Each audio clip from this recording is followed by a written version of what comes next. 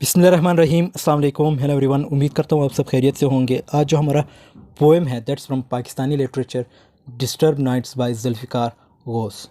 Poem की title की बात करें तो इस पोएम में नाइट्स डिस्टर्ब क्यों है, क्योंकि जो पोएम के राइटर हैं यानी जुल्फ़िकार गौस वो वेस्ट में है और उसकी नाइट्स इसलिए डिस्टर्ब हैं because of displacement, due to displacement, that's why his nights are disturb. So इस वीडियो में हम जो जुल्फ़िकार गौस है उसकी शॉर्ट बायोग्राफी देखेंगे और साथ में पोएम की ट्रांसलेशन। सो टाइम को वेस्ट के बगैर let's get started. Zulfikar Ghose जिसकी date of birth 13 March 1935 Sialkot में हुई और डेथ इसकी 13 June 2022 in Austin Texas means America में हुई है।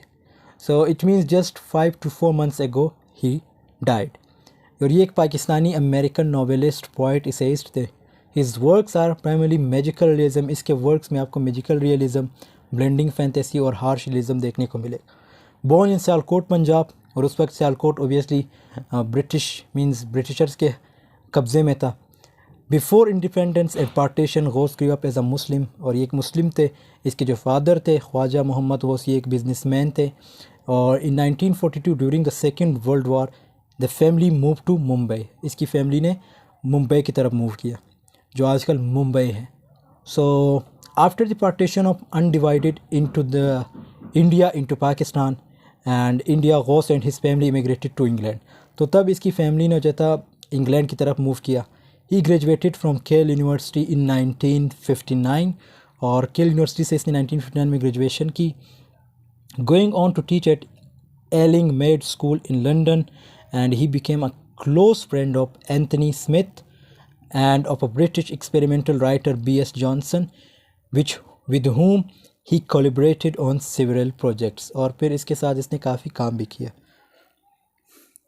The three writers meet when they served as joint editors of an annual anthology of student poets called Universities। So poetry was also meet। तो इन writers के साथ, इन poets के साथ इसकी मुलाकात भी हुई है, जिसमें Ted hues and his wife, the American poet and novelist Celia Platt, और इसके साथ भी इसकी मुलाकात हुई, and American author Janet Browe, with whom he occasionally collaborated। so इसके साथ भी इसने काम किया है। while teaching and writing in London from 1963 to 1969, और इतने means I think 5 to 4 years इसने टीचिंग की। Ghaus also freelanced as a sports journalist के तौर पे भी काम किया है, reporting on cricket and hockey for the Observer newspaper. So 2 collections of his poetry were published, जिसमें ये नाम इम्पोर्टेंट है। द लॉस ऑफ इंडिया 1964 में पब्लिश हुई थी, एंड जेट्स फ्रॉम ऑरेंज 1967 में, as were an autobiography called confessions of a native alien. और ये एक ऑटोबायोग्राफी भी इसने पब्लिश कराई थी, क्या नाम था, native alien, in 1965। and his first 2 novels like The Contradictions 1966 and The Murder of Aziz Khan 1969. The Contradictions explores differences between Western and Eastern attitudes and ways of life। so इसमें ये आपको देखने को मिलेगा जो Contradictions ऐसे हैं, novel है sorry, and the murder of Aziz Khan his second novel, ये इसका दूसरा नावल है। A small farmer tries to save his traditional, और ये उस नावल की शॉर्ट एक्सप्लेनेशन इसने दी कि किस उस नावल में होता क्या है। इन 1964 गौस मैरिड हेलेन डे ले Fontaine and an artist from Brazil. तो ये फ़ीमेल जो थी ब्राज़ील से थी जिससे इसकी शादी हुई है। A country he later used as a setting for 6 of his novels, और इसी कंट्री को इसने अपने नावल की सेटिंग के लिए मीन सेलेक्ट किया था। He moved from London to the United States in 1969 to teach at the University of Texas in Austin. तो फिर ये लंदन से अमेरिका की तरफ मूव किया इसने, और वहाँ पे एक यूनिवर्सिटी में इसने टीचिंग स्टार्ट की, where he taught English literature and creative writing और इंग्लिश लिटरेचर पढ़ाया until his retirement as professor emeritus in 2007 was became a US citizen in 2004। और इसकी जो सिटीजनशिप इससे मिली थी यूएस की वो 2004 में मिली। Ghose wrote many poems as well as fictional and non-fictional works of prose। His books of poetry include The Violet West। तो ये इसके इंपॉर्टेंट वर्क्स है, ये आप लोग पढ़ लीजिएगा। इसमें कुछ ना कुछ ज़रूर याद कर लीजिएगा, क्योंकि ये इम्पोर्टेंट है। जब भी बायोग्राफी के बारे में पूछा जाता है जुल्फ़िकार गौस के, तो कुछ वर्ड्स को मेंशन करना बहुत ज़रूरी होता है। अब पोएम के ट्रांसलेशन की तरफ आते हैं। जैसे मैंने इस बताया कि जो डिस्टर्ब नाइट्स है, इस पोएम में नाइट्स डिस्टर्ब क्यों है, जैसे क्योंकि इसकी जो मेन वजह है, जो राइटर है यानी जुल्फ़िकार गौस, वो वेस्ट में है, मींस वो उस वक्त वेस्ट में थे और जब ये पोएम लिख रहे थे, और उसकी नाइट्स इसलिए डिस्टर्ब है due to displacement, because of displacement, that is why his nights are disturb. For the second time, अब पहले लाइन की अगर बात करें, for the second time these last 12 months a neighbor has summoned an ambulance on a dark humid night। पिछले 12 माह में एक हमसाये ने एक डार्क humid नाइट में, मीन्स एम्बुलेंस को बुलाया है या तलब किया है, एक नहीं 2 दफ़ा। So means that a neighbor summoned ambulance for 2 times। And the next line, at first I have thought the distant siren as usual of some emergency across the valley and imagined an accident। अब इन lines में क्या कह रहा है कि ये अगले 2 lines भी इसके साथ ही, क्योंकि ये जुड़े हुए हैं। In which a man driving home late from a bar has crossed the grassy median and plunged into an oncoming truck। Poet कहते हैं कि पहले तो मैंने सोचा जैसे एज़ यूजुअल एम्बुलेंस गुज़रती है, कोई सायरन है, दूर से आवाज़ आ रही है और वैली में कोई इमरजेंसी है जिसमें एक एक्सीडेंट हुआ है, और उस एक्सीडेंट में एक आदमी जो है मींस लेट नाइट बार से घर को जा रहा था। ये बार वगैरह जिधर ये शराब वगैरह बेची जाती है, इसको बार कहते हैं। जैसे ही उसने ग्रासी मीडियन को क्रॉस किया है तो उसकी गाड़ी सामने से आते हुए ट्रक में जा लगी। अब अगले लाइंस में क्या कहता है, और young boys in a jeep beer cans in hand and shouting along with thumping rock music have lost control at an unexpectedly sharp bend in the road for this। अब यंग बॉयज़ की बात की है कि वो jeep में जो जा रहे थे, वो उनके हाथों में, मतलब उन जो जीप में जा रहे थे उन बॉयज़ के हाथों में क्या थी, बेयर्स की बोतल्स थी, शराब वगैरह की बोतल, और वो रॉक म्यूज़िक पे शाउट करते जा रहे थे, और रोड पे मींस शार्प बेंड थी, यानी शार्प मोड़ था। वो गाड़ी का कंट्रोल खो देते हैं और फिर उनका एक्सीडेंट हो जाता है। मींस कुछ बॉयज़ थे, जीप में जा रहे थे और वो गाड़ी का कंट्रोल खो देते, एक मोड़ आती, उनके हाथ में जो है ये बेयर्स की बोतल होती है, और गाड़ी का कंट्रोल खो के तो वो टकरा जाते हैं, एक्सीडेंट उनका हो जाता है। अगले लाइन में क्या कहता है कि are the morning paper headlines telling of a night's disasters as one pours skimmed milk in a mired portion of a granola and reads of unnecessary deaths। और ये 2 सिचुएशंस इसलिए बयान की क्योंकि मॉर्निंग टाइम जब भी वो न्यूज़पेपर पढ़ते, उन न्यूज़पेपर की हेडलाइंस यानी हेडलाइंस यही होती है जो रात को एक एक्सीडेंट होता है और उसमें लोग मरते हैं। And the next line, like, but then the neighborhood dogs began to howl as if the siren were loud now stabbed their ears। लेकिन अब नाइबरहुड में जो डॉग्स है वो भौंकना शुरू करते हैं, ऐसे कि जैसे वो सायरन उनके कानों में ज़ोर से लग रहा हो। And I run out and see the elm tree lit up by approaching headlights and then the whole front yard illuminated। For a second the white light dazzles, then alternate red and blue flashes make me fling a hands across my eyes।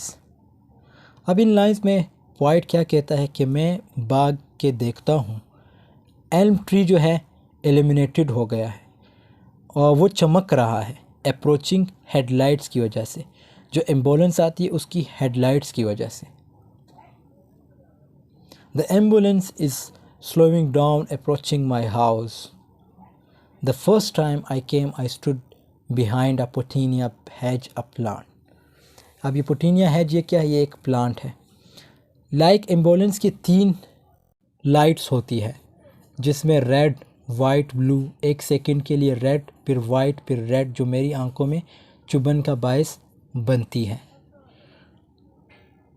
I had trimmed and fertilized on the spring to make it grow protectively thick and watched the paramedics walk off to the neighbor's front door like late dinner guests.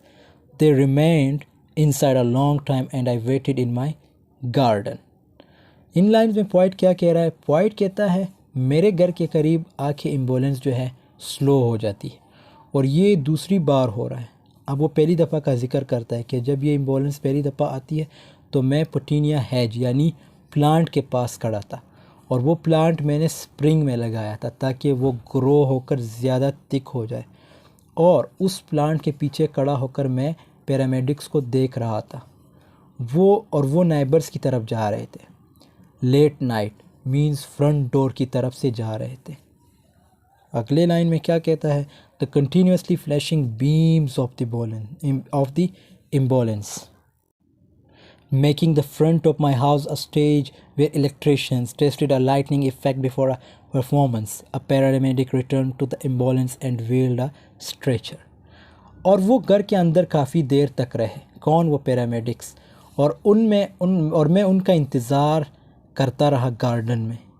अब poet कहता है कि ambulance की जो continuous flashing है उसकी lightning effect की वजह से मेरे घर का नज़ारा ऐसे शो हो रहा है जैसे एक परफॉर्मेंस से पहले इलेक्ट्रिशियंस जो है लाइटनिंग इफ़ेक्ट को चेक करते हैं। उसके बाद अगले लाइन में क्या कहता है? To the house just as I had once seen in the same driveway the UPS man wheel a large package to the door. मैंने एक पैरामेडिक को देखा जो एम्बुलेंस की तरफ रिटर्न होता है, दोबारा से आता है और वहाँ से एक स्ट्रेचर लेके जाता है घर की तरफ और उसी तरह लेके जाता है कि मैंने अप्स मैन को देखा था और वो लार्ज पैकेज को लेके जा रहा था। But this second time I watch two paramedics go inside the next neighbor's house, return to the ambulance and then back to the house repeatedly twice. Poet कहता है दूसरी दफ़ा मैंने 2 पैरामेडिक्स को देखा और वो नाइबर के घर में जाते हैं, फिर वो वापस एम्बुलेंस की तरफ आते हैं, फिर दोबारा घर की तरफ जाते हैं और इस एक्शन को 2-3 दफ़ा रिपीट करते हैं। They walk with heads bowed like I have seen country text. और वो जो पैरामेडिक्स थे उनके सर झुके हुए थे जैसे कंट्री टैक्स वालों के होते हैं। Appears do walking out of their white utility van parked in the street going to a house to settle a question of value.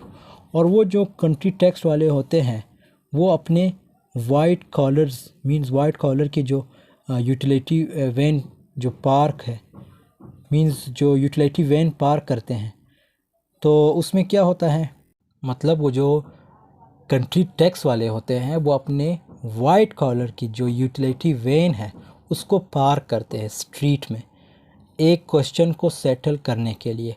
वो क्वेश्चन जो है वैल्यूएबल होते हैं। फिर नेक्स्ट लाइन में क्या कहता है? They haven't yet come out for the stretcher I should go in.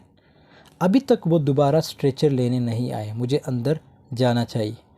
The ambulance is parked right across from my driver and the flashing red and blue beams hurt my eyes. कि जो ambulance है वो मेरे घर के right जानिब पार की गई है और उनके जो लाइट्स है वो मेरी आंखों को तकलीफ़ देती है। But I stay outside taking up a stand behind the putinea hedge.